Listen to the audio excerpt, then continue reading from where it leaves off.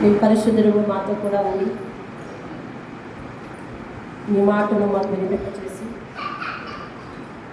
మా హృదయాలను ఆత్మీయతతో నింపి ఎలాంటి స్థితితో వచ్చామో కానీ బరువెక్కిన ఆత్మీయతతో వెళ్ళడానికి సహాయం చేయాలి.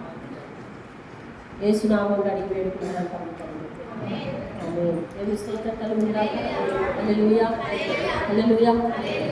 ఈనాటి వర్తమానాన్ని విందాం. మరి దేవుడు మనల్ని దేనికి పిలిచారంటే తెలుసా? ఆశీర్వదించడానికి పిలిచాడు. దేనికంటే చెప్పండి, అందరూ దేనికి పిలిచాడు అంటే మీరందరూ దేనికి వచ్చారు? ఆశీర్వదింపబడటానికి వచ్చారు. దేవుడు దేనికి ఉన్నాడంటే ఆశీర్వదించడానికి ఉన్నాడు. ఆశీర్వదించబడటానికి మనము వచ్చాం. ఆశీర్వదించేవాడు దేవుడు. మన దేవుడు వాగ్దానం ఇచ్చి మరి ఆశీర్వదిస్తాడు అటువంటి దేవుడు. కాబట్టి మరి ఎలాంటి జీవితాన్ని అయినా దేవుడు బాగు చేసి చూపిస్తాడు తప్ప పతనం చేసి చూపించడు. ఒకవేళ దేవుని వాక్యం వింటూ దేవుని దగ్గర ఉంటూ ఒకవేళ ఏదన్నా పతనం చెందుతున్నాము అని అంటే ఎక్కడో ఏదో లోపం ఉంది. దాన్ని దేవుడు పరిశుద్ధుడైన దేవుడు దాన్ని సహించడు. దాన్ని ఎప్పుడైతే రిమూవ్ చేసేసుకుంటామో, తీసి పారేస్తామో, అప్పుడు మళ్ళీ నీకు అభివృద్ధి అనేది జరుగుతుంది. దేవుని స్తోత్రం. దేవునికి ప్రాంతీయ భేదం లేదు. దేవునికి మీరు ఏర్పాటు చేసుకున్న సంఘ కట్టుబాట్లు అలాంటివి లేవు. అలాంటి తరతమ భేదాలు ఏం లేవు. సంఘం ఏదైతే ఏర్పాటు చేస్తారో, మనుషులు ఏదైతే ఏర్పాటు చేస్తారో తరతమ భేదాలు అలాంటివి లేవు. దేవుడు రంగు రూపు చూసే దేవుడు కాదు. దేవుడు అందాన్ని మెచ్చి లేకపోతే పొడుగును మెచ్చి మేలు చేసే దేవుడు కాదు. ఆయనకు ఒకటే ఆయన చూసేది ఓ పిడికిడంత హృదయం. పిడికిడంత హృదయం. దీనితోనే ఆయనకు పని. ఆయన ఆశీర్వదించాలంటే మొదట తొంగి చూసేది దానిలోని. ఆయన దగ్గరికి వచ్చేసరికి మనము పరచవలసింది కూడా అదే. ఏంటది చెప్పండి. ముందు ఉన్నోడు మాట్లాడండి. పిడికిడంత హృదయం. ఆయన దగ్గరికి వచ్చి మనం పరచవలసింది ఏంటండి? పిడికిడంత హృదయం. దావీదు వచ్చాడు దేవుని సన్నిధికి వచ్చి అంటాడు, అయ్యా నన్ను పరిశోధించుము, నా అంతరంగములో నీకు ఆయాసకరమైన మార్గం ఏమైనా ఉన్నదైతే దాన్ని తొలగించు అంటారు. చూపిస్తున్నాడు. దగ్గరికి వచ్చి ఆదాం దగ్గర హృదయాన్ని పరిచి చూపిస్తున్నాడు. మనం ఆ రీతిగా దేవుని దగ్గర ప్రార్థించగలిగిన వారమై ఉండాలి. అప్పుడు దేవుడు మనకు చక్కని వాగ్దానం చేస్తాడు. ఏమిటి ఈరోజు వాగ్దానం? చూడండి. రూతు గ్రంథం 2వ అధ్యాయం 12వ వచనం. 2వ అధ్యాయం 12వ వచనం. ఈరోజు దేవుడు ఇక్కడికి చేరిన ప్రతి ఒక్కరితో, నాతో, నా కుటుంబంతో, నా సంఘ కుటుంబాలతో దేవుడు ఈరోజు ఇస్తున్న వాగ్దానం, యెహోవా నీవు చేసిన దానికి ప్రతిఫలం ఇచ్చును. ఇశ్రాయేలీయుల దేవుడైన యెహోవా రెక్కల కింద సురక్షితముగా ఉండునట్లు నీవు వచ్చావు ఇక్కడికి. అబ్బా, ఆయన నీకు సంపూర్ణమైన బహుమానం ఇచ్చును. చాలు. దేవుని స్తోత్రం. ఈ వాక్యంలో మీరందరూ డిస్టర్బ్ అవ్వద్దు. అసలు పిల్లల్ని కేర్గా చూస్తూ మీరు వాక్యం మీద పూర్తి దృష్టి పెట్టాలి. ఈ వాక్యంలో దేవుడు మీకు 3 ఆత్మీయ పాఠాలు నేర్పుతాడు. మొదటిది చెప్తున్నాడు, నువ్వు చేసిన దానికి యెహోవా ప్రతిఫలం ఇస్తాడు. ఫస్ట్ది ఏంటండి? మనము చేసిన దానికి యెహోవా ప్రతిఫలం ఇస్తాడు. రెండవది, మనము దేవుని దగ్గరికి వచ్చామంట. ఎలా వచ్చామంటే, ఎందుకు వచ్చామంటే తెలుసా? యెహోవా రెక్కల కింద అనగా దేవుని రెక్కల కింద సురక్షితముగా ఉండటానికి వచ్చామంట. మనం మందిరానికి దేనికి వచ్చారు చెప్పండి? చెప్పండి, అందరూ నోడింది చెప్పండి. ఎక్కడ? ఆయన రెక్కల నీడ ఉందండి మన మీద. దేవునిస్తూ సొలొమోనుతో చెప్పాడు, నేను నా కనుదృష్టి ఉంచుతాను, నా ప్రసన్నత అక్కడ ఉంచుతాను. ఏమండి చెప్పాడు. మరి ఆయన ఎక్కడుంటాయి? ఆయన రెక్కలు, ఆయన చేతులు. ఆయన చేతుల కింద సురక్షితంగా జీవించడానికి వచ్చామంటారు. ఈరోజు దేవుని మందిరానికి వచ్చే వారికి రకరకాల ఇంటెన్షన్స్ ఉంటాయి. ఈరోజు ఆదివారం కాబట్టి వెళ్ళాలి, లేదా కొంతమంది ఒక స్కేల్ పెట్టుకుంటారు, ఈ సంవత్సరంలో నేను ఏ ఆదివారం కూడా మానకూడదు. మనసు లేకపోయినా వస్తారు, మానకూడదు అంటున్నారు కాబట్టి. అలాగా కాదు. అలా తీర్మానం తప్పాక కాదు, తీర్మానం మంచిది, కానీ మనసు ముఖ్యం. అది తీర్మానానికి మనసుకి దూరం ఎలా ఏర్పడుతుంది అని నువ్వు అనొచ్చు. అది మనసు మారిపోయేది కాబట్టి. అర్థమైందా? జనవరి 1 నాడు చేసాం ఒక ఒప్పందం. ఏమని తెలిసిన? ఏమనంటే ఇంకెన్నడు నేను మందిరాన్ని మేరను, ఇందులో ఉన్న 52 ఆదివారాలు నేను వచ్చేస్తాను అని చేసుకున్నాను. కానీ తర్వాత మనసు మారిపోయింది. కాబట్టి దేవునికి కావాల్సింది ఏమిటంటే ముందు ఒప్పందం కాదు, మనసు కావాలి. అప్పుడు మనసు పూర్వకంగా చేసిన ఏ ఒప్పందమైనా కష్టం కాకుండా మనం చేయగలం. దేవుని స్తోత్రం. మీకు అర్థం అవ్వటానికి నా భాష కష్టంగా ఉన్నా అర్థం చెప్పమని పరిశుద్ధాత్మని అడగదు. ఈరోజు దేవుడు అంతరంగానికి సంబంధించిన విషయాలు మాట్లాడుతున్నాడు. నీ అంతరంగము, నువ్వు బాహ్యంగా దగ్గరే ఉన్నావు దేవుని బలిపీఠం దగ్గర, కానీ అంతరంగంగా దూరంగా ఉన్నావు అనుకోండి. దేవుడు మొట్టమొదట ఒక మాట చెప్పినాడు, ఏమంటే నువ్వు చేసిన దానికి నీకు ప్రతిఫలం. నీ అంతరంగాన్ని దూరంగా పెట్టుకుంటే నీకు ప్రతిఫలం ఎలాగొస్తుంది? బాహ్యంగా యాజ్ ఏ హోల్ ప్రెజెంటెన్స్ మాత్రం ఇక్కడ ఉన్నావు. వచ్చే విధానం ఎలాగొచ్చావు? వెళ్ళిపోయితే తర్వాత చాలా పనులు ఉన్నాయి చూసుకోవాలి, ఇవాళ మానడానికి అవ్వదు, నేనేమో ఒప్పందం పెట్టేసుకున్నాను అనే ఇంటెన్షన్తో ఎవరైనా వస్తే కనుక దేవుడు కారణం లేకుండా ఏ మాటలు మాట్లాడు. అర్థమైందండి? ఇది అయిపోతే చాలా పనులు ఉన్నాయి. ఇన్ని పనులు ఉన్న రోజు ఆదివారం పడింది, ఇదేమో నేను మానడానికి కుదరదు అనే ఇంటెన్షన్తో కనుక వస్తే దేవుడు మాట్లాడుతున్నాడు ఎవరైతే వాళ్ళతో. మన క్రియలు జాగ్రత్తగా, మన హృదయం జాగ్రత్తగా ఆయన ఎదుట ప్రజెంటెన్స్ చేసుకుంటే ఆశీర్వదించడానికే ఆయన, ఆశీర్వదింపబడడానికే నువ్వు. కాబట్టి ఆశీర్వాదం తప్పనిసరిగా నీ వశం అవుతుంది, నీ వశం అవుతుంది. ఆశీర్వాదము కోరి ఆయన దగ్గర కూర్చుని మన మనస్సు, మన హృదయం ఆయనకి ఇవ్వని వారమైతే, మన పనుల్లో మనం బిగబెట్టుకున్న వారమైతే కనుక మనకు తెలియకుండానే మనం ఫెయిల్ అయిపోతున్నాం.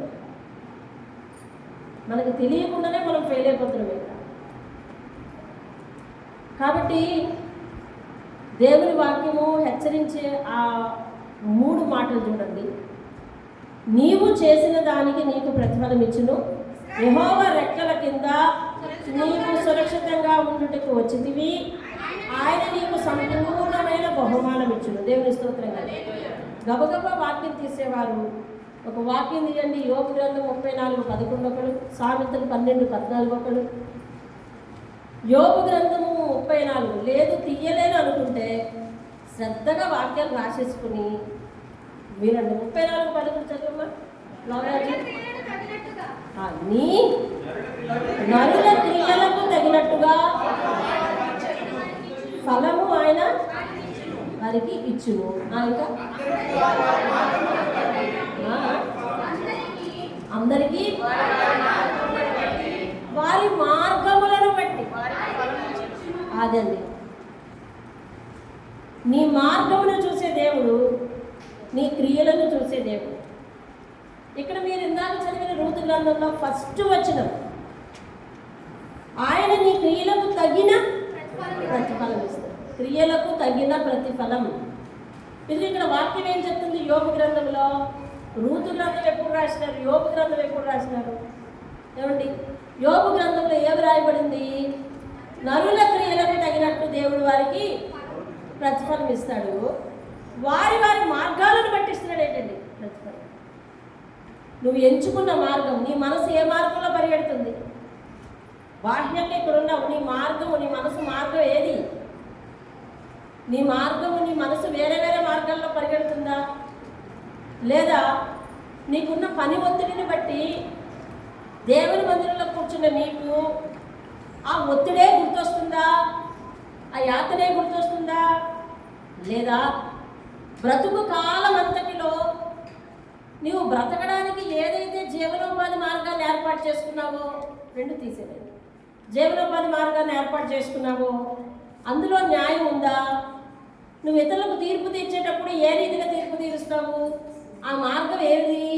న్యాయమైన మార్గమా, అన్యాయమైన మార్గమా? నీ క్రియలు ఎట్లా ఉన్నాయి దేవుని ఎదుట? ఇవన్నీ చూసి వారి వారి మార్గములను బట్టి దేవుడు ప్రతిఫలము ఇస్తాడు. అంటే ఇప్పుడు క్రియలు సరి అవ్వాలంటే ముందు మార్గాలు ఏమవ్వాలన్నమాట? మనం అనుసరించే మార్గాలు ఏమవ్వాలన్నమాట? సరే అవ్వాలి, సరే అవ్వాలి. చూడండి, దేవుడు ఆ వాక్యాన్ని పదే పదే జ్ఞాపకం చేసుకోండి. నీ క్రియలు నువ్వు చేసిన దానికైనా ప్రతిఫలం ఇస్తాడు. ఆయన రెక్కల కింద సురక్షితంగా ఉంటావు. సంపూర్ణమైన బహుమానం ఇస్తాడు. సంపూర్ణమైన బహుమానం అందుకోవాలి అందరూ. ఈ జీవితం, మీ జీవితం ఎంతవరకు ఆశీర్దిస్తే సరిపోద్ది చెప్పండి? ఏ సంవత్సరం వరకు ఆశీర్దించమంటావు రామరాజు చెప్పండి? బ్రతుకు కాలం అంత కదా. ఎప్పటి వరకు ఆశీర్దించాలి సత్యం? బ్రతుకు కాలం అంతా, జీవిత కాలం అంతా.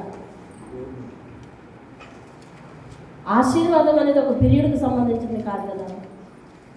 బ్రతుకు కాలం అంతా జీవించాలంటే సంపూర్ణంగా దేవుడు దీవించాలి. ఇప్పుడు చూడండి, మీరు చదివిన వాక్యంలో సంపూర్ణమైన బహుమానం చివరిలో ఉంది, అవునా? మీకు దావీదు ప్రార్థించాడు, ఏమని తెలుసా? అయ్యా, నీ ధర్మశాస్త్రంలో వాక్యముల్లోని ఆ సంగతులు నేను బాగా గ్రహించేలాగా నా కళ్ళు తిరుగు, నా జ్ఞానం తిరుగు. ఇప్పుడు మీరు చదివిన వాక్యాల్లో సంపూర్ణమైన బహుమానం చివరిలో ఉందండి. సంపూర్ణమైన బహుమానం చివరిలో ఉంది. మధ్యలో ఏమున్నాయి తెలుసా? ఏమో రెక్కలు ఉన్నాయి. ముందు ఏముండాలి తెలుసా? మీ క్రియలు బాగోలేక నేను ఆయన రెక్కల దగ్గర దాక్కున్నానని అంటే కనుక ఫలితం రాని పరిస్థితి. సంపూర్ణమైన బహుమానం అందుకోవాలి మనం, మేము చిన్నది కాదు. జీవితానికి శాశ్వతం నుంచి శాశ్వతం వరకు ఉపయోగపడే ఒక అద్భుతమైన వాగ్దానాలు, దీవెనలు అందుకోవాలి మనం. అటువంటి స్థితిలో మనం ఉండాలి. శ్రద్ధగా వాక్యాన్ని ఆలకించండి అని పిల్లలకు చెప్తూ ఉండండి. మధ్య మధ్య కావలసిన అందిస్తూ ఉండాలి, పిల్లలకు చెప్తూ ఉండాలి. ఏమండి? అది కూడా గైడ్ చేయాలి. వాళ్ళు వినరు. ఇప్పుడు అమూల్యం చెప్తే వింటది కానీ ఒకసారి అంటాం, జస్ట్ ఇండికేషన్ అంతే. అది అలాగే క్రమేణా అలవాటు అయిపోతుంది. ఏమండి? బహుమానం ఏమో అక్కడ ఉంది. ముందు పెట్టుబడి మన క్రియలు. అంతే దేవుడు ఏం చెప్తున్నాడంటే, వారి మార్గములను బట్టి నేను ప్రతిఫలం ఇచ్చే దేవుడిని అంటున్నాడు. సామెతలు 24, సామెతలు 12:14 చూడండి. సామెతలు 12:14 సాము చదువు.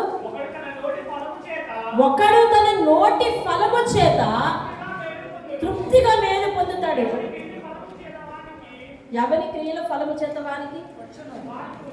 ఎవరి క్రియల ఫలము వారికి? ఏ ఫలము? ఏ ఫలము? అందులో రాశాడు. ఏ ఫలము? కాదు కాదు, ఏ ఫలము? ఆ వాక్యంలో చదువు. ఒక ఫలం రాశాడు. ఏ ఫలం అది? నోటి ఫలము. నోటి ఫలము, నీ నోటి ఫలము.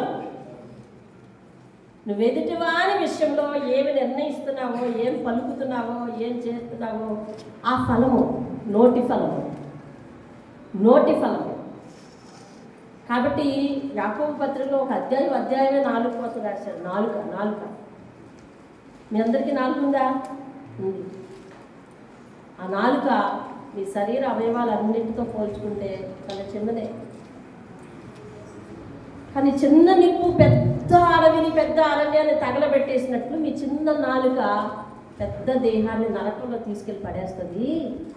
కాబట్టి మీ నాలుక జాగ్రత్త. ఈ నాలుగుతో ఒక మాటైనా మాట్లాడతాము. ఈ నాలుగుకు కావలసిన ఏది కోరితే అన్నీ తీసుకొచ్చి పెడతా ఉంటాం. పెడుతుంటాం లేదా చెప్పండి? అన్నీ తీసుకొచ్చి పెడతా ఉంటాం. దీనికి ఏది ఇష్టమైతే అది పెట్టి పోషించడం కాదు, దేవుని పెంపకంలో పోషించాలి దీన్ని. దేవుని స్తోత్రం. అప్పుడు నువ్వు ఆరోగ్యంగా ఉంటావు. అందరూ అర్థం చేసుకోవాలి ఈ విషయాన్ని. మన నాలుగుకు ఏది ఇష్టమైంది అది కాదు, దేవునికి ఇష్టమైందే పెట్టాలి. దేవునికి ఇష్టమైన మాటే మాట్లాడాలి. ఖచ్చితంగా నోటి ఫలము నీ నోరు, నీ నాలుక, నీ మాట, అది తిరిగి జీతము నీకే. ఇందాక అనుసరించే మార్గాలను బట్టి ఫలమైతే ఇప్పుడు నోటి మాటను బట్టి ఫలం అంటున్నాడు దేవుడు.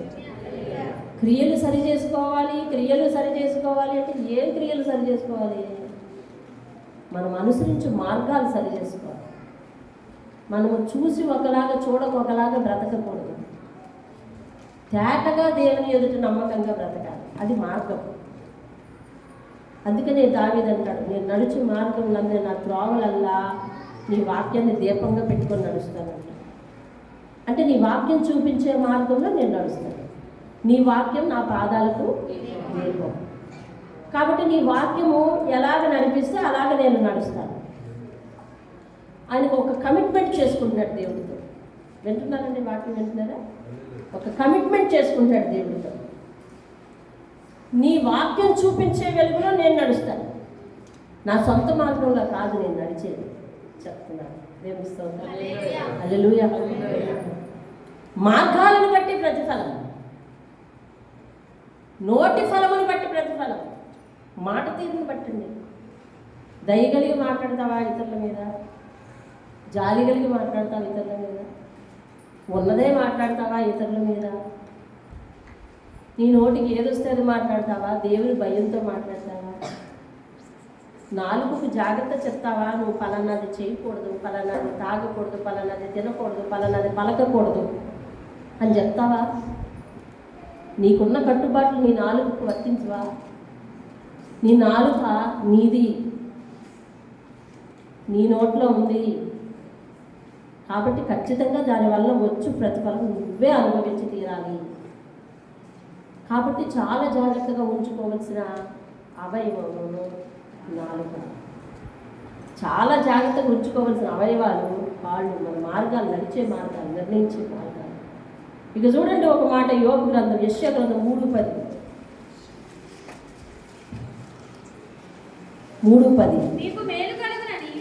మీకు మేలు కలుగునని నీతిమంతులతో చెప్పు, వారు తమ క్రియల ఫలము. నీతిమంతులు వారి క్రియల ఫలం ఏం చేస్తారంటే 3:11 మీరు చదవండి. దుష్టులకు శ్రమ. అరే అదేంటది? చూసాక దేవుడు వాక్యాన్ని ఎక్కడ వెతుక్కోకుండా రెండు ఒక దగ్గర పెట్టాడు. నీతిమంతులతో చెప్పు, మీ నీతికి తగినట్టు మీకు ప్రతిఫలం వస్తుంది.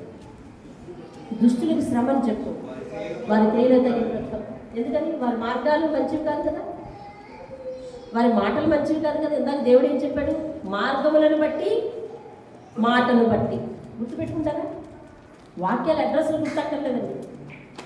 వాక్యం గుర్తుపెట్టుకోండి, చెవుల్లో, మనసులో గుర్తుపెట్టుకోండి. మార్గాలను బట్టి, మాటను బట్టి దేవుడు ప్రతిఫలం ఇస్తాడండి. ఇప్పుడు అందుకే ఏం చెప్తున్నాడు? మాట బాగుంది, మార్గం బాగుంది, ఎవరాళ్ళైతే నీతిమంతులు చెప్తున్నాడు దేవుడు. అయితే వాళ్ళతో చెప్పు ఏమనంటే వారి ఫలము వారు అనుభవిస్తారు. దుష్టులతో చెప్పు, నీ మార్గం బాగలేదు, నీ మాట బాగలేదు, కాబట్టి నువ్వు నీ క్రియల ఫలితం అనుభవిస్తావని చెప్పు అంటున్నాడు. దేవుని స్తోత్రం. హల్లెలూయా. ఇక 2 కొరింథీ పత్రిక 5వ అధ్యాయం 10వ వచనం అయితే నేరుగా చెప్పాడు. ఏమని తెలుసా? ఇక ఇందులో దాపరికం లేకుండా ఒకటే మాట చెప్పాడు. ఎందుకంటే చాలా మందికి క్రియలు బాగుంటాయి, మాటలు బాగుంటాయి, కేవలం ఆ గుణం వ్యక్తిగతంగా ఉన్నప్పుడు, ఒక్కరే ఉన్నప్పుడు గుణం బాగోదు. అర్థమవుతుందండి? అందుకని ఒకసారి దేవుని వాక్యం చెప్పేటప్పుడు దేవుడు సంఘంతో ఒక మాట మాట్లాడి మీలో చాలామంది గుర్తుండొచ్చు. మీరు ఒంటరిగా ఉన్నప్పుడు, ఎవ్వరూ చూడనటువంటి పరిస్థితిలో ఉన్నప్పుడు మీరు ఎలా బిహేవ్ చేస్తారో, ఎలా ప్రవర్తిస్తారో అదే మీరు అసలైన మీరెవరు? నలుగురిలో ఉన్నప్పుడు మీరు కాదండి అసలు మీరు. అర్థమైందా? వ్యక్తిగతంగా మనల్ని ఎవరు చూడట్లేదు అని అనుకున్న సందర్భంలో, అంటే నువ్వు ఒక్కడివే ఉన్న సందర్భంలో, ఒక్కదానివే ఉన్న సందర్భంలో, ఇలాంటి సందర్భాలు రావా మన జీవితంలో? వస్తాయి. అలా వచ్చినప్పుడు, ఇప్పుడు నాకు సెలవు, ఆయన బయటికి వెళ్ళిపోయినారు, పిల్లలు లేరు, పైన ఉన్నారు, ఇక నేను ఒంటరినే కదా ఇంట్లో. ఆ ఒక్కరే ఉన్నప్పుడు, ఒక్కదానివే ఉన్నప్పుడు నీ మార్గము, నీ ప్రవర్తన, నీ మనసు ఎలాగ పనిచేస్తుందో అది అసలైన నువ్వు కనిపిస్తున్న నువ్వు కాదు. నీలో అసలైన వాళ్ళు వేరే ఉన్నారు. ఆ అసలైన వాడిని దేవుని అనుపాద్యంలో పెంచగలిగితే నువ్వు గ్రేట్. దేవుని ఇస్తుంది. అర్థమవుతుందా? రామస్వామి అర్థమవుతుందా? పర్వాలేదు, ఇక్కడ నా ఇష్టమే నెరవేర్చుకోవచ్చు అని అనుకున్నప్పుడు నేను ఎలా బిహేవ్ చేస్తాను? అది అసలైన నేను. ఆ అసలైన నన్ను నేను దేవుని ఆజ్ఞలో పెంచుకోగలిగితే కనుక పర్వాలేదు.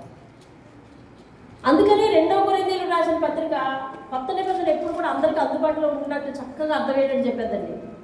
కొత్త నిబంధనలో 2 కొరింథీయులకు రాసిన పత్రిక 5వ అధ్యాయం 10వ వచనంలో చదివేయండి మీరే.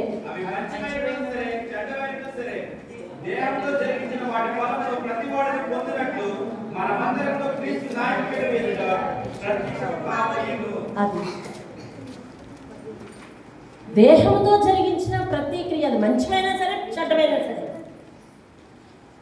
న్యాయపీఠం ఎదుట, క్రీస్తు న్యాయపీఠం ఎదుట నిలబడాలి. కాబట్టి మనము జాగ్రత్త పడాలి అంట. దేవుని స్తోత్రం. దేవుని దగ్గరికి వచ్చి కూర్చోవడం కష్టంగా ఉంటుందా? దేవుని మాట వినడం కష్టంగా ఉంటుందా? అయితే తెలుసా, మన భవిష్యత్తులో మనకేం జరగబోతుందో? మనము మంచివారమైనా చెడ్డవారమైనా, ఓపిక ఉన్నా ఓపిక లేకపోయినా, దేవుని మందిరంలో ఉండే ఇష్టం ఉన్నా ఇష్టం లేకపోయినా, దేవుని మాట అనుసరించే ఇష్టం ఉన్నా అనుసరించే ఇష్టం లేకపోయినా, మనందరము కూడా దేవుని న్యాయపీఠం ఎదుట ఒకరోజు చేతులు కట్టుకొని నిలబడాలి. ఇది మన ఫ్యూచర్. ఎలా నిలబడాలండి? చేతులు కట్టుకొని నిలబడాలి. అప్పుడు కొంతమంది ధైర్యంగా నిలబడతారు, కొంతమంది భయంగా నిలబడతారు. టీచర్ ఎదుట ధైర్యంగా ఎవరు నిలబడతారు? మీరు చెప్పండి. మీరు అందరూ చదువుకుంటారు కాబట్టి అడుగుతారు. టీచర్ ఎదుట ధైర్యంగా ఎవరు నిలబడతారు? ఎవరైనా ధైర్యంగా నిలబడతారు? ఎవరు ధైర్యంగా నిలబడగలరు చెప్పండి? ఎవరు భయంగా మొత్తం చాటేసి ఎదుటి వారి పేక్క పెడతారు అనమాట. వీళ్ళ మొఖం ఎదుటి వారి పేక్కి వీడు ముఖం పెడతారు. లేదా కొట్టోడైతే ఎదుటాడు ఈ పెరగతం నిలబడతారు. అదే మా స్కూల్లో చిన్న గుర్తొచ్చింది ఒక మాట చెప్తాను, టైం వేస్ట్ అయింది అనుకోవద్దు. మా 7th క్లాస్లో ఒక అబ్బాయి ఇంతుంటాడు, నాకంటే కూడా ఇంతుంటాడు. ఒక అబ్బాయి ఇంతుంటాడు. ఈ ఎంతున్నోడు బాగా అన్నీ చేసుకొస్తాడు. ఈ అంతున్నోడు ఎక్కడ దాక్కుంటాడండి? అయినా కానీ ఆడ వెనకాతలు నిలబడతాడు వచ్చి. ఆడ ఎక్కడున్నా దాక్కోలేడు. అలా వాళ్ళిద్దరికి జట్టు ఎక్కడ చూస్తే వాళ్ళిద్దరే గ్రౌండ్లో. వాళ్ళిద్దరికి ఎలా జట్టు కుదిరిందో తెలియదు. హైట్ డిఫరెన్స్ చాలా అండి. ఆ న్యాయపీఠం ఎదుట ఆయన చెప్పిన మాట ప్రకారం జీవించే వాళ్ళని ధైర్యంగా నిలబడగలరు. అప్పుడు దేవుడు మనకిచ్చే బహుమానం ఏంటో తెలుసా? నీకు తీర్పు లేదు. తీర్పు నుంచి తప్పించబడటానికి దేవుడు కావాలి మనకి. నరకము నుంచి తప్పించబడటానికి దేవుడు కావాలి మనకి. తీర్పు నుంచి తప్పించబడటానికి, నరకం నుంచి తప్పించబడటానికి నేను యేసు నామములో బాప్తిసం పొందేస్తే చాలా. ఇగో నువ్వు బాప్తిసం తీసుకుని నీ ఇష్ట ప్రకారం జీవించు, నువ్వు పరలోకానికి వెళ్తావని బైబిల్లో ఒక మాట చూపించు. మిగిలిన చోట్ల ఉండొచ్చు, నువ్వు పలానా మంచి రోజున చచ్చిపోతే పరలోకానికి వెళ్ళిపోతావని. కానీ బైబిల్ అలా చెప్పదు. బైబిల్ అలా చెప్పదు. ఈరోజు ఇదేంటి? ఈరోజు వారం ఏంటి? పలానా రోజున చచ్చిపోతే ఈ తిథిని చనిపోయాడు, ఈ వారాన్ని చనిపోయాడు, వీడు నేరుగా పరలోకానికి వెళ్ళిపోతాడని ఎవరెవరో చెప్పచ్చు. కానీ నేను ప్రకటించి చేసి అట్లా చెప్పలేదు. బైబిల్ ఎక్కడ లేదన్నమాట. నీ క్రియలు సరి అవ్వాలి ఖచ్చితంగా. అందుకని దేవుడు అంటున్నాడు, నీ క్రియల ఫలితము నీవు ఖచ్చితంగా నీ మీదకి వస్తుంది. ఏంటి? రూతు గ్రంథంలో ఫస్ట్ లైన్ ఏంటండి? నీవు చేసిన దానికి యెహోవా ఏమిస్తాడంట? ప్రతిఫలం ఇస్తాడంట. నీవు చేసిన దానికి యెహోవా ప్రతిఫలం ఇస్తాడంట. దేవుని స్తోత్రం కలగాలి. అంటే ఏం చేయాలి? మార్గాలను సరిగా పెట్టుకోవాలి, నోటి మాటలు సరిగా పెట్టుకోవాలి. ఏమండి? ఆయన ఎదుటి దేహంతో జరిగించే ప్రతిదీ కూడా సరిగా పెట్టుకోవాలి, సరిగా జాగ్రత్తగా ఉండాలి. అప్పుడు రెండో మాట చెప్తున్నాడు ఏమనంటే, నువ్వు యెహోవా రెక్కల కింద, ఆయన రెక్కలు మనకు ఆశ్రయం ఇస్తాయంటే దేవుని స్తోత్రం. 91 కీర్తన 4 ఒకసారి తీయండి, 61:4 ఒకసారి తీయండి. ఆయన తన రెక్కలతో నిన్ను కప్పును, ఆయన రెక్కల కింద నీకు ఆశ్రయం కలుగు. ఆపత్కాలంలో దేవుడు తనను పర్ణశాలలో దాస్తున్నాడని దాన్ని సాక్ష్యం ఇస్తాడు. ఆయన రెక్కల కింద నిన్ను కప్పుతాడంట. అంటే నీ క్రియలు బాగున్నప్పుడు దేవుడు ఏం చేస్తాడనమాట? ఆపద వచ్చిందంటే నిన్ను ఏం చేస్తాడంట? తన రెక్కలతో నిన్ను. నీ ఇష్టామార్గం నువ్వు వెళ్ళిపోయి ఒక గోతులో పడిపోయి, దేవుడు చూసావా నన్ను గోతులు దోషాడు అదంటే దేవుడు జవాబుదారి అనుకుంటున్నావా? కాదు కాదు. పశ్చాత్తాపడితే సముద్రాగాధంలో ఉన్నప్పటికీ కూడా ఆయన చెయ్యి చాపి ఒడ్డు నిలబెట్టాడు అని అంటాడు దావీదు. ఆయనకు అసాధ్యమైంది లేదు. కానీ నాకు దేవుడు అవసరం లేదు, దేవుడి వాక్యం అవసరం లేదు, ప్రార్థన అవసరం లేదు. నేను మాత్రం నాకు ఇష్టం వచ్చినట్టు నడుచుకొని పోతాను. కళ్ళు చూస్తేనేమో పైన పెట్టుకుని నడుచుకొని వెళ్ళిపోతాను అంటే గోతులో పడితే దానికి బాధ్యత దేవుడా కాదు. ఆయన చెప్తున్నాడు, ఆపద వస్తే నేను నా రెక్కలు నీకు కప్పుతాయి, నా రెక్కల కింద నీకు ఆశ్రయం కలుగుతుంది. దేవుని స్తోత్రం. 61:4 అంటాడు దావీదు, నీ రెక్కల చాటు నేను దాక్కుంటానయ్యా.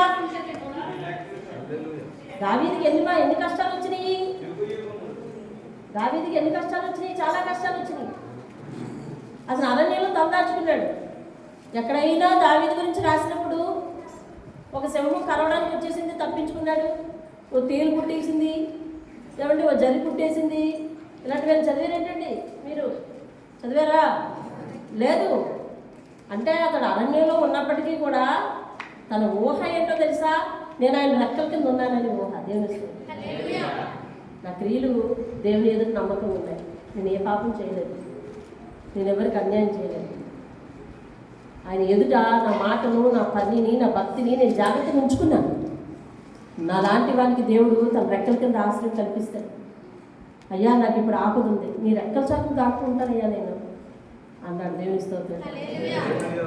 ఎంతమంది అరణ్యంలో ఆయన రెక్కల చాటును దాక్కున్నారు. దేవుని స్తోత్రం కలగాలి. 63 చూడండి, 63 అధ్యాయం 7వ వచనం చూడండి. 63:7 చదివేది.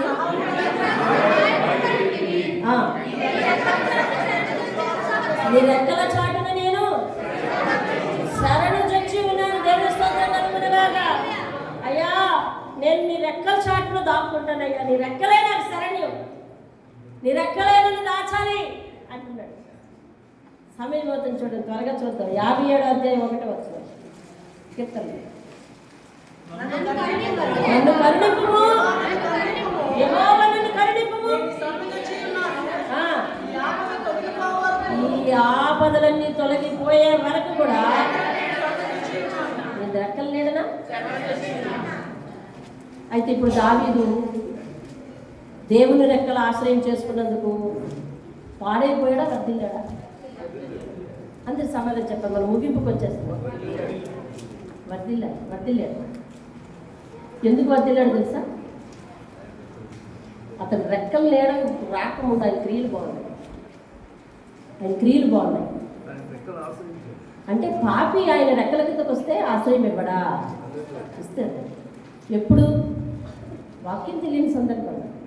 నువ్వు లోపల ఉన్నప్పుడు దేవుడు నిన్ను తన రెక్కల కింద చేర్చుకొని సంపూర్ణమైన బహుమానం ఇస్తాడు.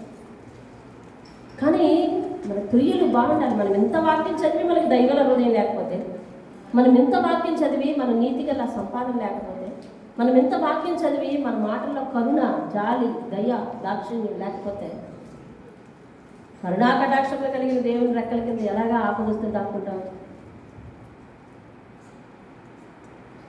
ఆపదొస్తే ఎలా దాక్కుంటాం? అని అంటున్నాడు, అయ్యా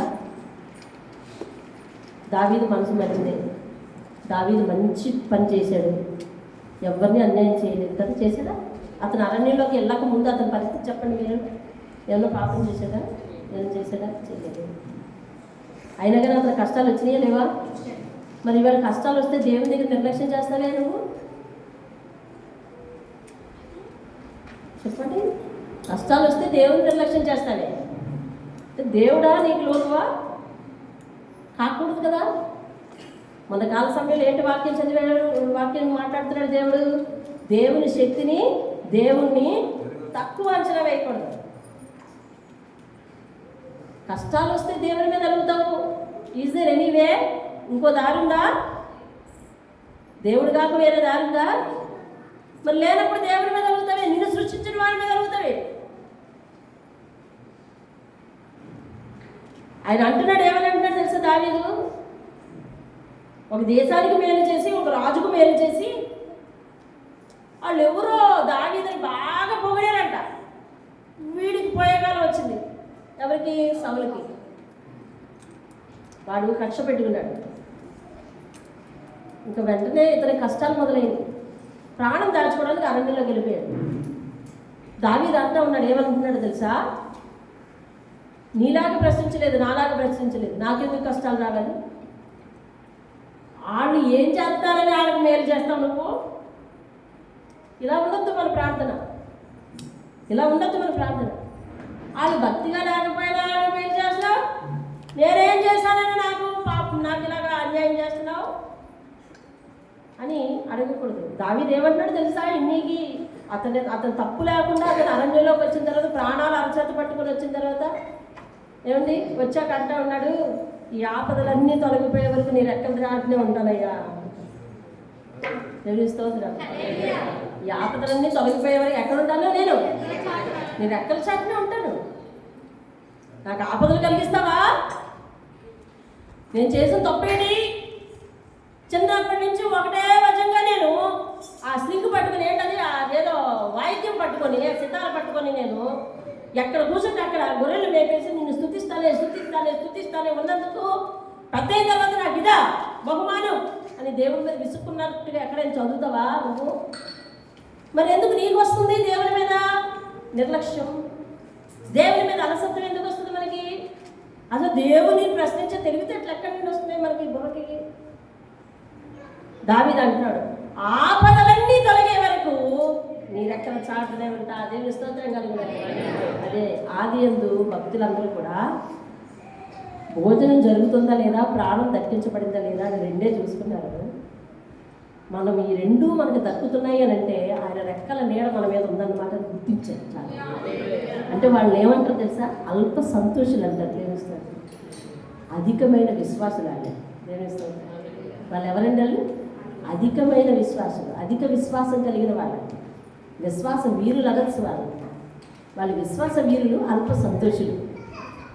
మనమేమో అవిశ్వాస వీరులు. మనకి ఎంత సంతోషం ఇచ్చినా కూడా, దేవుడు ఎంతగా దీవించినా కూడా మన జీవితంలో సంతృప్తి రాలేకపోతే మనం అవిశ్వాస వీరులం అయిపోతాం.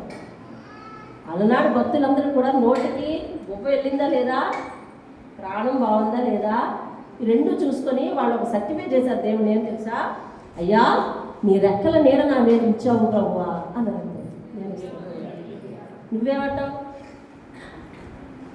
నువ్వేమంటావు? ఎప్పుడైనా దేవుడిని ఏదైనా ప్రశ్నించావా? అయితే ఈరోజు నువ్వు పశ్చాత్తాపడాలి.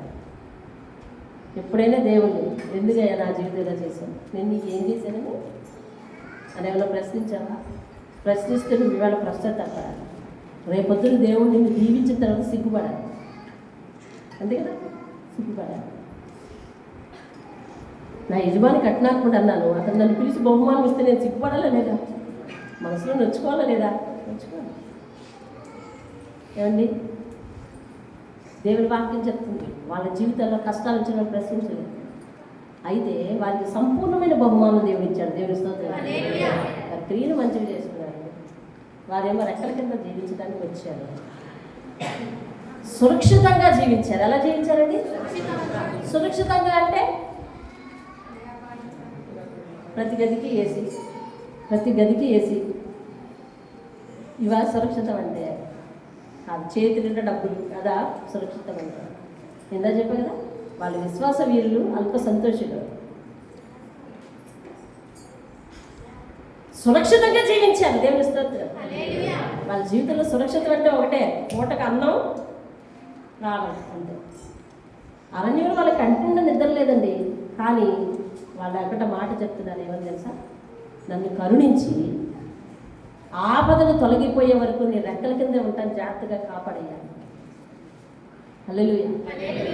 ఆపదలు వచ్చినప్పుడు, కష్టాలు వచ్చినప్పుడు, అమ్మా వినాలి, కష్టాలు వచ్చినప్పుడు, శ్రమలు వచ్చినప్పుడు దేవునికి మరింత చేరువు కావాలండి. చదువు ఉంది, బైబిల్ ఉంది, చదవకపోతే ఎవరండి చదివించి పెడతారు? బైబిల్లో అన్ని వాగ్దానాలు ఉన్నాయి. దావీదు ఒక చోట ఏమన్నాడు తెలుసా? శ్రమ నొంది ఉండుట నాకు మేలైంది. అదేంటయ్యా శ్రమ నీకు మేలేంటి, పిచ్చ నీకు అడిగితే ఆయన అన్నాడు, శ్రమ రాబట్టే నేను దేవుని దగ్గరగా ఉన్నాను. అంటే ఇప్పుడు శ్రమ నేను ఏం చేయాలన్నమాట? శ్రమలు వస్తుంటే దేవుని దగ్గర ఉంటే ఇంక ఏ అపవాదండి నిన్ను వేరేటికి వెళ్తుంది అసలు. పౌలు అన్నాడు ఉదయం దేవరంలో మాట్లాడు, ఇట్లుండగా ఏమంటాం? యెహోవా మన పక్షంలో ఉండగా మనకు విరోధి లేడు. నీ రెక్కల కింద ఆపద పోయే వరకు నీ రెక్కల కింద దాక్కుంటానయ్యా అన్నాడు. 400 మంది ఆయన వెనకాతలు ఉన్నారు. ఆయన ఒక్కడు ఎంతమందికి తల వెంట్రుకైనా ఊడిందండి శత్రువు చేత ఒక తల వెంట్రుక ఊడింది, ఒక గాయం తగిలింది. ఉన్నారా? ఎలా ఉన్నారు వాళ్ళందరూ? సురక్షితంగా. దేవుని స్తోత్రం. హల్లెలూయా. ఎలా ఉన్నారండి వాళ్ళు? సురక్షితంగా ఉన్నారు. ప్రతిదానికి దేవుడిని నిందిస్తే అత్యంతగా అలాగెలా ఉంటుందండి? ఇంకా ఆయన నీ దగ్గర పనిచేస్తా, నువ్వు ఆయన దగ్గర పనిచేస్తా. నేను ఎవరి దగ్గర పనిచేయడానికి వెళ్తే వాళ్ళని ప్రశ్నించు. ఏం చేస్తారు రేపు? ఏం చేస్తారమ్మా రేపు? బూస్టింగ్ ఆర్డర్ చేతులు పెడతారు. అవునా? నేను ప్రశ్నించ నేను మా డిఈ ఒక లెటర్ రాశాను అనుకోండి, ఏంటి నువ్వు చేతన పని అని రాశాను అనుకోండి, తిరుగు తప్ప నాకు వస్తుంది. ఏమనంటే రేపు నుంచి నువ్వు రాకు, టెర్మినేట్ చేసేస్తున్నానంటే అర్థమైందా? ప్రశ్నించి ఎవరిని ప్రశ్నిస్తామండి? ఆయన రెక్కల కింద సురక్షితం ఇచ్చాడు వాళ్ళకి. దేవుని స్తోత్రం. వాళ్ళకేనా నీకు అలాగే ఇస్తాడు.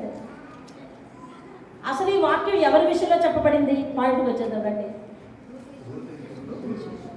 రూత్ ఎవరు? రూత్ ఇశ్రాయేలీలా? కాదు, మోయాబీరా. మోయాబీరాలకి ఏ బైబిల్ ఉందండి? మోయాబీరాలకి ఏ బైబిల్ ఉంది? దేవుణ్ణి ఆనుకుని వచ్చింది ఆవిడ. పోనీ మేలు ఏమన్నా చూసి వచ్చిందా? మీరు వాక్యాన్ని పరిశీలించమని చెప్తున్నారు. ఈ ఆత్మీయ ప్రార్థన గోపురానికి వస్తే మీరు ఆశీర్వాదాలు వినేసి ఉప్పుకుపోయి ఇంత లావుగా వెళ్తారని ఏనాడు ఎక్స్పెక్ట్ చేయొద్దు. దేవుడు నాకు ఏది ఇస్తే అదే మీకు చెప్పగలను. మీకు రుచిగా ఉన్నా రుచిగా లేకపోయినా ఆ వాక్యం లోతులోంచి మీరు ఎదగాల్సిందే. ఎదగను అనుకుంటే అది మీ ఇష్టం. అది వాక్యం చెప్పింది. మోయాబీరాలకు ఏ బైబిల్ ఉంది? మోయాబీరాలు పోయి వాళ్ళకి ఆ మేలు జరిగింది, వాళ్ళకి ఏ మేలు జరిగింది, వాళ్ళకి ఏ మేలు జరిగింది, దేవుడు మేలు చేసే దేవుడు, అందుకని నేను ఆ దేవుడిని ఎన్నుకుంటానని వచ్చిందా? అత్తేమో దేవుడిని నమ్ముతుంది, మామయ్య దేవుడిని నమ్ముకున్నాడు, భర్త దేవుడిని నమ్ముకున్నాడు, భర్త సహోదరుడు దేవుడిని నమ్ముకున్నాడు. ఏమండి, వాళ్ళందరూ జీవితం లేకుండా అయిపోయిందండి. ఈ నయోమి ఏమంటుందంటే ఇప్పటికీ కూడా దేవుడే అంటుంది. ఎందుకంటే అత్తకు అంత అన్యాయం జరిగింది, దేవుడే అంటుంది. ఏమోలే అత్త, నష్టమైనా ఎన్ని నష్టాలు వచ్చింది? అనుకుంటా దేవుని దగ్గరికి వచ్చేసిందండి. దేవుని స్తోత్రం కలగండి. హల్లెలూయా. అది ఎంత గొప్ప త్యాగం తెలిసిన, ఎంత గొప్ప ఎంపిక, దేవుని ఎంపిక. అక్కడ ఇంకో విషయం చెప్పాలి మీరు. ఇశ్రాయేల్ దేశం అత్తతో వచ్చేసింది. ఒకవేళ అత్త చనిపోయిన తర్వాత ఆమె పౌరసత్వం, అత్త చనిపోయిన తర్వాత ఆమె పౌరసత్వం ఏమవుతుంది? ఏమవ్వాలి? మగదికి లేదు, ఒక్కతే ఉంది, ఏమవ్వాలి? కానీ ధైర్యంగా దేవుని మీద ఆనుకొని వచ్చిందని దేవుని.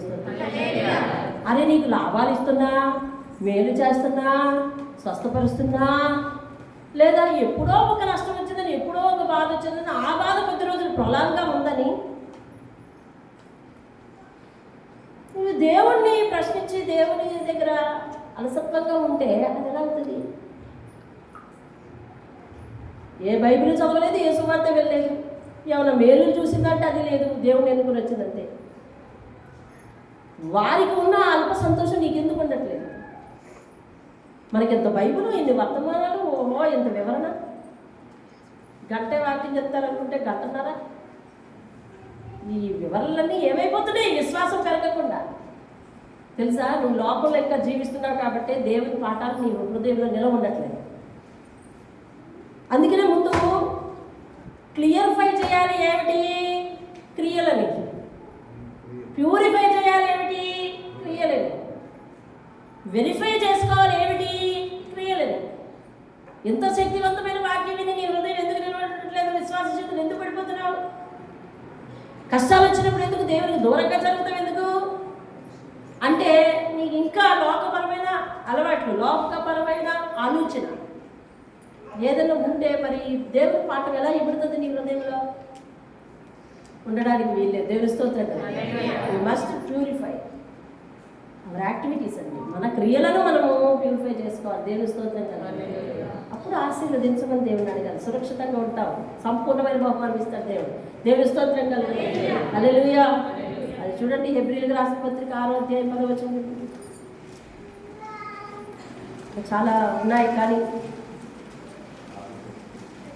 మీరు చేసిన కార్యమును మీరు పరిశుద్ధులకు ఉపచారము చేసి తనను బట్టి అదిగోనండి. దేవుడు ఎవరు కాదంటే సత్యవాడు, అన్యాయస్తుడు కాదు. మీరు చేసిన క్రియలను బట్టి, మీరు చేసిన పరిచర్యను బట్టి. మీలో చాలా మంది పరిచర్య చేస్తా ఉన్నారు. మీరు చేసిన పరిచర్యను బట్టి, మీరు సేవకుల మీద చూపించే ప్రేమను బట్టి, వారికి చేసే ఉపచారమును బట్టి మీకు ప్రతిఫలం ఇచ్చుటకు దేవుడు అన్యాయస్తుడు కాదండి. దేవుని స్తోత్రం. అంటే దేవుడు మీకు ఏం చేస్తాడని అర్థం? న్యాయమే చేస్తాడు. దేవుని స్తోత్రం. ఇంకొకటి మాట ఉంది చూడండి, సామెతల గ్రంథం 23:18, నిశ్చయముగా ముందుగతి రానే వచ్చును, ఖచ్చితంగా మన ఆశ భంగం కాదని దేవుడు వాక్యం చెప్తాడు. దేవుని స్తోత్రం. హల్లెలూయా. దేవుని పేరట మీకు మనవి చేస్తున్నాను. ముందుగా మనము దేవుని దగ్గర అన్ని విషయాలలో ప్యూరిఫై అయిపోవాలి. కనీసం మాట ద్వారా చేతనైనా మనం తప్పు చేయొద్దు. మాట ద్వారా చేతనైనా మలినం చేయొద్దు. ఈ నాలుక మలినం పలకద్దు. పరిశుద్ధమైన దేవుణ్ణి, యెహోవాను స్తుతిస్తున్నావు. దేవా స్తోత్రం స్తోత్రం స్తోత్రం అంటూ ఉన్నావు. అందరూ వినాలి, అందరు తేటగా తల ఎత్తి వినాలి. యెహోవాను స్తుతిస్తున్నావు, పరిశుద్ధులైన దేవుని స్తుతిస్తున్నావు. పరిశుద్ధమైన రక్తాన్ని పెట్టిన, ప్రాణాన్ని పెట్టిన దేవుని స్తుతిస్తున్నావు. దేవా స్తుతి, నీ ప్రాణ త్యాగానికి స్తుతి అని, పరిశుద్ధ నామానికి స్తుతి అంటున్నావు. ఆ పరిశుద్ధ నామానికి స్తుతి పలికే ఆ నాలుకని అపవిత్రం చేయొద్దు. నీకు రకరకాల భాషలు వచ్చని చెప్పి రకరకాల భాషలు మాట్లాడద్దు. కోపం వచ్చినప్పుడు ఒక అవతారంలోనికి, కోపం లేనప్పుడు ఒక అవతారంలో ఉండద్దు. ఒంటరిగా ఉన్నప్పుడు ఒక అవతారంలో, ఒంటరిగా లేనప్పుడు జనంలో ఉన్నప్పుడు ఒక అవతారంలో ఉండద్దు. నీ వ్యక్తిగత ఆత్మ ఎలాగైతే ఒంటరిగా ఉన్నప్పుడు ఉంటుందో దానిని దేవుని లోపరుచుకో. అప్పుడు క్రియలు ప్యూరిఫై అవుతాయి. ఎప్పుడైతే క్రియలు ప్యూరిఫై అయ్యాయో దేవుడు తన రెక్కల కింద నీకు సురక్షితమైన, సౌఖ్యమైన జీవితం ఇస్తాడు. యోహాను రాసిన 3వ పత్రికలో మీరు తీనవసరం లేదు, సహోదరుడా నువ్వు ఆత్మలో వర్ధిల్లును కొలది అన్ని విషయాలను సౌఖ్యముగాను సుఖముగాను వర్ధిల్లుతాను. ఇది దేవుని వాగ్దానం. దేవుని వాగ్దానం ఆలస్యమైనంత మాత్రాన ఆయన ప్రశ్నించే సాహసం మనం చేయకూడదు. నీ జీవితమే కాదు, ఎంతోమంది జీవితాల్లో ఆలస్యాలు చాలా ఉన్నాయి. కానీ నువ్వు అద్భుతం చూస్తావు. రానున్న రోజుల్లో ఎవరి జీవితాల్లో అయితే ఆలస్యం చేశాడో వాళ్ళ జీవితాల్లో దేవుడు అద్భుతాన్ని చేసి తీరుతాడు. గతంలో మీరు చూసి ఉండండి, ఎవరి జీవితాల్లో ఆలస్యాలు అయినాయో కార్యాలు వాళ్ళ జీవితాలు అద్భుతాలే జరిగింది. కానీ దేవుడు చేసిన దానికి, దేవుడు చేసిన మేలుకు జాగ్రత్తగా రుణం తీర్చుకునే పరిస్థితిలో మనం ఉండాలి. మన క్రియలు, మన మార్గములు, మన నోటి మాట బాగుండాలి. మన క్రియల ఫలితం బాగుండాలి. ఈ క్రియల ఫలితం బాగోకపోతే, ఈ నోటి మాట బాగోకపోతే, ఈ చెయ్యి నాది, ఈ కాలు నాది, ఈ నోరు నాది. కాబట్టి నా కష్టాలతో నా మీదకే వస్తుంది, నేనే అనుభవిస్తాను. దేవుడు ఒక మాట చెప్పినాడు, ఎక్కడ తెలుసా? 125వ కీర్తనలో. మీరు తీనవసరం లేదు, మీకు తెలుసు బాగా, వాక్యాలు అన్నీ మీకు బాగా తెలుసు. నిజంగా నాకంటే పలానా చోట ఉందని మీరే చూపిస్తారు, నేనేమో తర్వాత ఎందుకు చెప్తానంటాను నేను. కాబట్టి మీరే గొప్ప. 128వ కీర్తనలో 2వ వచనంలో మాట్లాడారు, నిశ్చయముగా. అంటే మీరేమనుకున్నారో తెలుసా? అల్లా నోట్లు అనుకున్నారు కదా, అనుకున్నారు కదా. చెప్పండి మీకు ఏమర్థమైంది? నిశ్చయంగా నీ చేతులు కష్టాలు అనుభవిస్తుంటే రవి ఏమనుకున్నావు? నెలనాడు అకౌంట్లో పడేది అనుకున్నావు కదా. కాదు కాదు, ఇది కూడా మన కష్టాలే కదండి. మన నోటి మాట మన కష్టాలు. నువ్వు కొన్ని వాస్తవాలు జీర్ణించుకోవడానికి దూరంగా ఉంటాయి, చేదులు ఉంటాయి. కానీ దేవుడు చెప్తున్నప్పుడు దాన్ని నేను వినాలి, నువ్వు వినాలి. అర్థమైందా? నిజంగా దేవుడు దగ్గరికి నేను వచ్చిన తర్వాత నేను ఎన్నో విషయాలు నేర్చుకున్నాను. కష్టార్జితం అంటే డ్యూటీ చేసుకుని వస్తే వచ్చే జీతం చూసావు నెల, అదనుకున్నాను. కాదు, నీ నోరు, నీ చెయ్య, నీ హృదయం, నీ కాలు, వీటన్నిటితో నువ్వు చేసేదంతా కూడా దేవుడు కరెక్ట్గా తూక వేసి, కరెక్ట్గా జమ చూసి, కరెక్ట్గా నీ అకౌంట్లో రాసేసి నీకు ఇస్తాడు. నేను అందుకే ఆయన్ని అంటాను గ్రేట్ మ్యాథమెటిషియన్ అంటాను. దేవుడిస్తూ అర్థమైందా? ఈ మధ్యలో కానీ నువ్వు వచ్చి ఆయన లెక్క రాసేటప్పుడు, ఆయన ప్రతిఫలం చూసి నీ దాంట్లో వేసేటప్పుడు, ఈ మధ్యలో నువ్వు వచ్చి ప్రభువా నీ వాక్యాన్ని నేను ఇప్పటివరకు గ్రహించలేకపోయాను, ఈరోజు నా మార్గాలను, నా నోటి మాటలు, నా క్రియలను సరిచేసుకున్నావే, నీ రెక్కల కింద సురక్షితం ఇస్తానన్నవే. ఆది యందు భక్తులు, జాగ్రత్త వినాలి, ఆది యందు భక్తులు తిండి కోసం, ప్రాణం కోసం చూసుకొని నీ రెక్కల కింద నేను చక్కగా సురక్షితంగా ఉన్నానయ్యా అని నిన్ను మెచ్చుకున్నారే. కానీ నేను ఇన్నించిన నిన్ను మెచ్చుకోలేకపోయానే, నా తప్పు క్షమించు ప్రభు అంటే ఆ తూకాన్ని దేవుడు రద్దు చేసేస్తాడు. తెలుస్తుంది. ఎందుకంటే అంటాడు ఆ మాట, ఆయన మాట మార్చే దేవుడు కాదు. ఆయన కావాల్సిందల్లా ఒకటే, కన్ఫ్యూసింగ్. ఏంటది కన్ఫ్యూసింగ్ అంటే? తెలుగులో పశ్చాత్తాపం. పశ్చాత్తాపం కావాలి. ఏది పశ్చాత్తాపం? ప్రభు ఇంకెప్పుడు చేయను, ఇంకెప్పుడు చేయను, ఇంకెప్పుడు చేయను, మళ్ళీ రేపు మామూలే. అలా పశ్చాత్తాపం కాదు. ఆయన అనంత జ్ఞాని, ఆయనకి ఇన్నని పేర్లు లేవు. ఆయన ఒమినిసెన్స్ అంట, అంటే సర్వజ్ఞాని, అనంత జ్ఞాని. అర్థమవుతుందా? ఒమినిసెన్స్ అనే పదానికి డిక్షనరీలో కొట్టండి, ఏమొస్తుంది? ఆయన జ్ఞానానికి అంతులేదు. ఆయన ఒమినిసెన్స్ చాలా గ్రేట్.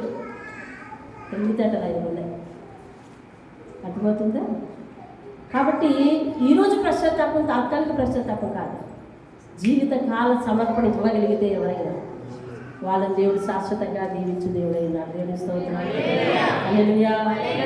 మోకరించండి.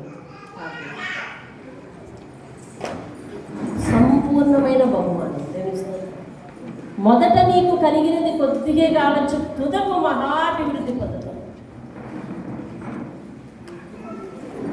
ఆయన రెక్కల కింద సురక్షితంగా ఉండటానికి వచ్చాము. క్రియలు బాగా చేసుకుంటే ఖచ్చితంగా దేవుడు నీకు సంపూర్ణమైన బహుమానం ఇస్తాడు. ఇందులో తేడా లేదు. సేవకులు ఎంతమంది వారి క్రియలను సరి చేసుకుని దేవుని రెక్కల కిందకు వచ్చారో, లేదా దేవుని రెక్కల కిందకు వచ్చాక క్రియలు సరి చేసుకున్నారో, వారందరూ కూడా సంపూర్ణమైన బహుమానం పొందారు. మోకరించి ప్రార్థిద్దాం. ఓపుకుంటే లేచి నిలబడి, లేదా మోకరించలేనంటే లేచి నిలబడి ప్రార్థిద్దాం. సర్వోన్నతుడైన దేవా, నీ బంగారు పాదాలకు వందనాలయ్యా. క్రియలను పరిశీలించు దేవా, నీ రెక్కల కింద సురక్షితమైన జీవితం ఉందని నీ వాక్యం. మార్గములను బట్టి, నోటి మాటలను బట్టి నిశ్చయముగా కష్టాతీతము మాకు ఇస్తానన్నా దేవా. నీ మాట రెండంచెల గలగట్టము, ఆశీర్వదించడానికి అటు సరిచేయటానికి సరిపడిన కట్టము. మమ్మల్ని సరిచేసి ఆశీర్వదించే దేవుడు నువ్వు. ఆశీర్వాదం అంతా మా హృదయ అంతరంగాలలోనే ఉంది బాబు. దాన్ని మేము మార్చుకుంటామా? నీ దగ్గర సురక్షితమైన జీవితం, సంపూర్ణమైన బహుమానం. సురక్షితమైన జీవితం, సంపూర్ణమైన బహుమానం ఇస్తానంటున్నావు దేవా. తండ్రి, వాక్యంలో దాగి ఉన్న, దాచి ఉంచిన ఆ యొక్క అర్థాన్ని సంఘ కుటుంబాలు గ్రహించి, అయ్యా మేము చేసిన దానికి నిన్ను పేరు పెట్టడం కంటే ముందుగా మమ్మల్ని సరి చేసుకొని నీ రెక్కల కింద ఉంటే ఏ ఆపద వచ్చినా మా గుడారం సమీపించదని మీరు సెలవిచ్చారు. ఎందుకనగా నీ రెక్కలే మాకు గుడారంగా ఉన్నాయి కాబట్టి స్తోత్రములు చూపిస్తూ అద్భుతమైన మాటలయ్యా నీ మాటలు.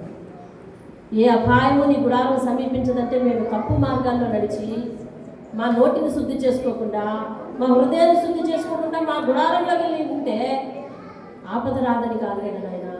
నీ రెక్కలే మాకు గుడారంగా చేసుకుని జీవిస్తే ఏ అపాయము మీ గుడారం సమీపించదన్నా దేవా. మా క్రియలు సరి చేసుకొని నీ గుడారంలో దాక్కోవడానికి సహాయం చేయాలి. సంపూర్ణమైన బహుమానం ఇచ్చి వారందరినీ ఎలా దీవించావో నాయన, ఆలస్యమైన అద్భుతాలు ఎలాగూ చేశావో వారి జీవితాల్లో. నయోమి ఋతు ఎంత కాలమో దుఃఖించారు బాబు, ఒంటరిలో అనుకున్నారయ్యా. దావీదు కూడా అరణ్యంలో ఎన్ని సంవత్సరాలు అయ్యా ఇలాగ నేను అయ్యా ఈ చీకటి బ్రతుకయ్యా అని అన్నాడు. కానీ నీ ఆపదలు తొలగిపోయే వరకు నీ రెక్కల చాటునే ఉంటాను, నేను ఏ తప్పు చేయనయ్యా. నీకు విరోధంగా ఎవరిని చంపను, నీకు విరోధంగా ఏ తప్పు చేయను అని అన్నాడు. తనకు సంపూర్ణమైన బహుమానం ఇచ్చామని నీ రెక్కల నీడకు వచ్చిన వారిని నాయన ఒంటరిని 1000 మందిని చేసిన చేతి కర్ర పట్టుకొని బ్రతిమాలి బయలుదేరితే బాబు గుంపులుగా దీవించాము. ఎంత గొప్ప దేవుడు అయ్యా తండ్రి. నీ దగ్గర నుంచి చక్కగా బ్రతికి చక్కని బహుమానం పొందుకునే నిరీక్షణ మాకు దయచేయాలి.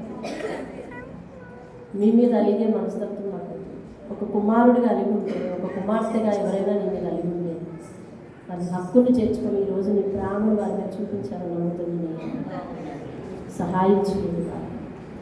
వందనాలు చెల్లిస్తూ సంపూర్ణమైన బహుమానం ఇచ్చి దీవించి ఆశీర్వదించండి. యేసు నామములో అడిగి వేడుకుంటున్నాం. ఆమేన్. కూర్చుందా?